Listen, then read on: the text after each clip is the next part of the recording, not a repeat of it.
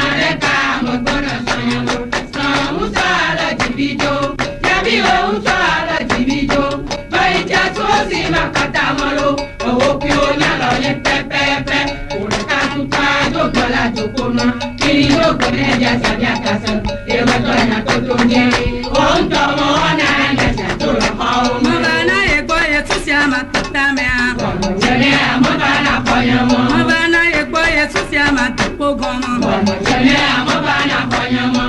Enyanu biya onya tonto. Etugbeje ya onya tonto. Enyanu biya onya tonto. Etugbeje ya onya tonto. Enyare ka motono sanpo. Na unsala dibijo. Yabi wa unsala dibijo. Loita suosi makata molo. Owo kiro nyalo ye pepepe. Ona kanuta yo bala dukunu. Kini yo bene jasa ya jasa. Ewa tonya totoje. Wa untomo ona nyasa tolo hau molo. Aina susi konalo. Osaga. Agri. Aina susi konalo. Aina nyakamo konaminya. Aina magaga hoko. Nibube soto kade koko. Onto eto vide kusoto vidado. Kanyano kona ontomo ona ngaya ya ne kudo. Aina nyama konalo. Osaga. Agri. Aina nyama konalo. Aina magaga konaminya. Aina novina hoko. Nibube soto kade koko. Onto eto vide kusoto vidado. Kanyano kona ontomo ona ngaya ya ne kudo. Pido pido fa. Ontomo ona ngaya ya ne kudo. Pido fa. Ontomo ona ngaya ya ne kudo. Pido fa. Ontomo ona ngaya ya ne kudo. Pido fa. Ontomo ona ngaya ya ne kudo. Aina nyama konalo.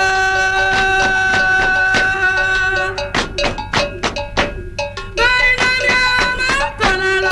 Aina magaga konaminya. Aina matodo ko. Nibube soto kade koko. Onto eto vide kusoto vidado. Kanyano kona ontomo ona ngaya ya ne kudo. Pido fa. Ontomo ona